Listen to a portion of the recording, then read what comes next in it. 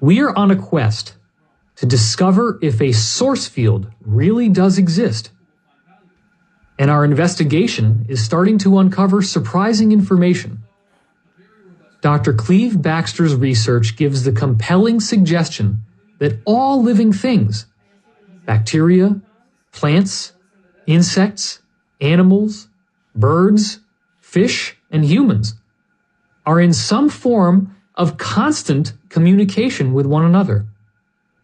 This communication involves the use of a field that is not supposed to exist because it cannot be found in the conventional electromagnetic spectrum of visible light, radio waves, infrared, microwaves, X-rays, and others. Furthermore, Baxter is only one of a variety of hypnosis researchers who have discovered that we can become completely unaware of signals in our environment if we are simply told while in trance that we will not be able to see or hear them. If all living things are sharing a constant psychic attunement with one another, perhaps our minds deliberately screen out most of this information for our own sanity. In Mexico, there lived a remarkable female healer known as Pachita, born Barbara Guerrero, who was a practitioner of psychic healing. Pachita discovered in childhood that she had a profound healing ability and practiced it on animals while she worked as a high-wire acrobat for the circus. She later fought alongside Pancho Villa as a teenager, sang in cabarets, and sold lottery tickets before recovering her abilities as a 30-year-old housewife. For the next 47 years, she strictly avoided publicity as she practiced her skills and helped many different people with seemingly incurable medical problems.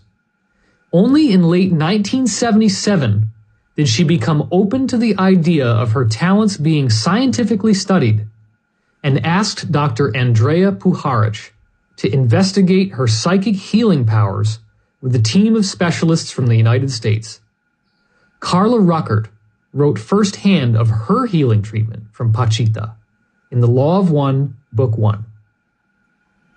In late 1977 and early 1978, we accompanied Dr. Andrea Puharich and his research associates to Mexico City to investigate a Mexican psychic surgeon, a 78-year-old woman called Pachita, who had been practicing for a great many years. Pachita used a very dull knife with a 5-inch blade. She passed it around amongst the entire research group, watching to see our reactions, especially mine, since I was the guinea pig. Since her operations took place with me lying on my stomach, I cannot give a first-hand account of what occurred, but Don informs me that the knife seemed to disappear 4 inches into my back and was then moved rapidly across the spine. This was repeated several times. Pachita was, she said, working on my kidneys. Again, we made no attempt to conserve evidence as we knew that it would come to nothing. Many have attempted to research psychic surgery by analysis of its products and have found either inconclusive results or null results, indicating that psychic surgery is a fraud. I was definitely curious about what this actually felt like, so that was the first thing I asked Carla when I interviewed her. Apparently, the procedure did cause her very significant pain. She also said there was some blood, even though the wounds miraculously closed up as soon as Pachita withdrew the knife. I'm aware this sounds crazy, but it was all witnessed by a room full of trained scientific observers. Dr. Puharich also received a treatment from Pachita for progressive hearing loss in both ears due to otosclerosis, excess spongy bone growth. Pachita apparently stuck the tip of her blade right into each of his eardrums for about 40 seconds each, causing him extreme pain. But the wounds then immediately closed up and there was minimal bleeding and no additional pain. Though this knife trauma should have caused him permanent hearing loss by any conventional medical understanding, he was stunned by the healing results he then achieved. My head was ringing with loud noises, I estimated them to be at the level of a New York subway train, or about 90 decibels above hearing threshold.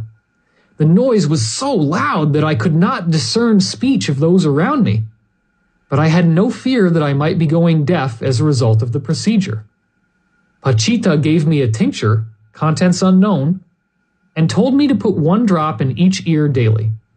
The head noises decreased about 10 decibels each day, and by the 8th day post-operative, the noises had ceased.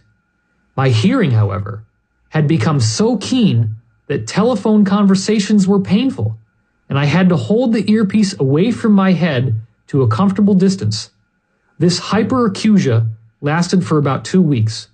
1 month post-operative, I had normal pure-tone hearing in both ears. If Pachita was actually just a hypnotist, somehow inducing mass hallucinations, then apparently her treatments were still quite effective. Carla Ruckert described only the first of 2 operations she had from Pachita. The second operation was explained by Dr. Andrea Puharich in H.G.M. Herman's book in far more detail. 12 days after the aforementioned operation, Pachita was ready to perform the second operation. She had been able to obtain a human kidney from a post-mortem examination. It was brought to her placed in an unsterile jar, suspended in ordinary water, and was stored in a kitchen refrigerator. On the day of the operation, Pachita lifted the kidney out of the jar with her bloody hands. She then sliced it in 2 longitudinally, stating that she was going to transplant each half separately. Next, she plunged the knife deeply into one side of the back, twisted the knife around, and asked me to drop 1 kidney half into the hole. I was utterly surprised to find that the kidney in my hand was literally sucked into the body of the patient. When I palpated the spot where the kidney had been sucked in, I found that the tissue had closed immediately. There was no hole in the skin. It was awesome. In this manner, both halves of the kidney were transplanted. The entire operation lasted 92 seconds. 1 hour afterwards, the patient was able to stand. She slept well and was urinating normally some 14 hours later. After 3 days, she boarded a plane and flew home to the United States. Said the book's author, Andrea was convinced that Pachita's instant surgery was completely genuine and that no fraud of any kind was possible under his and his colleagues' scientific observation and documentation. Mexican neuroscientist enters the Twilight Zone. Whether or not these were actual surgical procedures, Pachita's work also had a huge impact on Dr. Jacobo Grinberg Zalberbaum, arguably Mexico's most controversial neuroscientist. In 1977, Grinberg took a teaching job at the National Autonomous University of Mexico, UNAM, in Mexico City, and produced a wealth of hard scientific data on the physiology of learning and memory, visual perception, and physiological psychology. That same year, Grinberg met Pachita, who completely transformed everything he thought he knew about biology, psychology, and medicine. Sam Quiñones described the effect Pachita had on Grinberg in a 1997 article.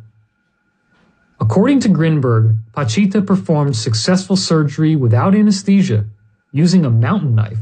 She replaced diseased organs with others that appeared out of thin air. Grinberg spent several months watching Pachita's operations and talking and traveling with her. He admitted that his descriptions of her operations sounded like ravings, but he insisted he'd seen them. According to this same article, Grinberg ultimately wrote 7 volumes on the shamans of Mexico and had gone deeply into this type of research by the mid-1980s. Puzzled by the feats he believed he had observed Pachita performing, he theorized that there must be a neuronal field, as he called it, created within the brain, which in turn interacts with what he called the pre-space structure, a field that all space, time, matter, energy, biological life, and consciousness emanates from, i.e. the source field. Here is how Grinberg explained it in his own words, which are admittedly technical. The pre-space structure is a holographic, non-local lattice that has the attribute of consciousness. The neuronal field created by the brain distorts this lattice and activates a partial interpretation of it that is perceived as an image. Only when the brain-mind system is free from interpretations do the neuronal field and the pre-space structure become identical. In this situation, the perception of reality is unitary, without ego and with a lack of any duality. In this situation, pure consciousness and a feeling of an all-embracing unity and luminosity is perceived. All the systems that spiritual leaders have developed have had the goal of arriving at this direct perception of the pure pre-space structure.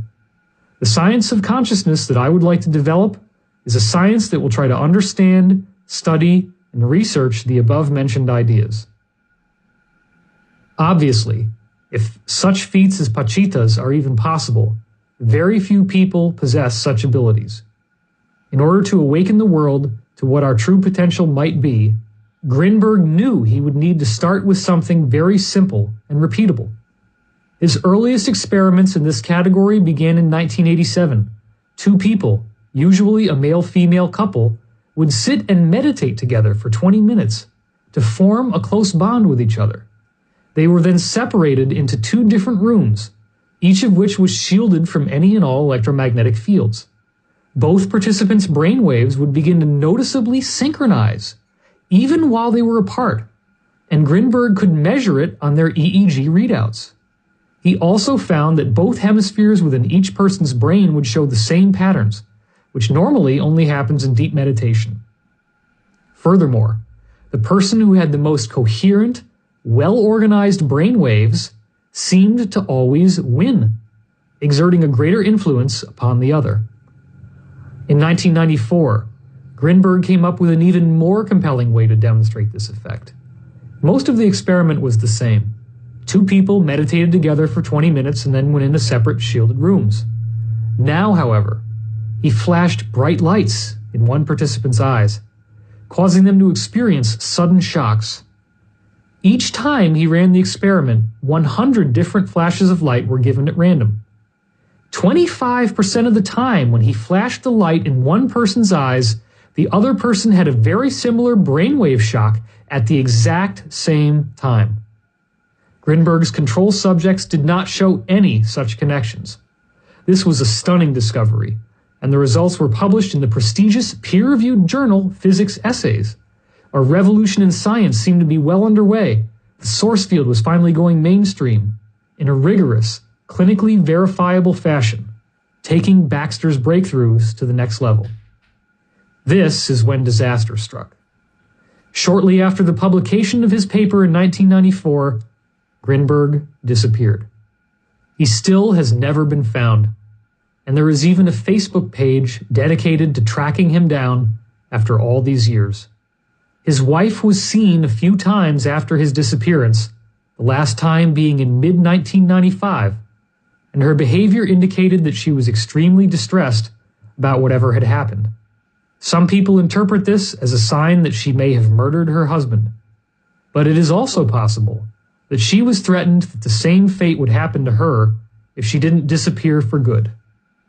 We will probably never know what happened, but we can safely add Grinberg-Zelberbaum to the list of source field investigators who may have met with lethal threats as a result of their groundbreaking work.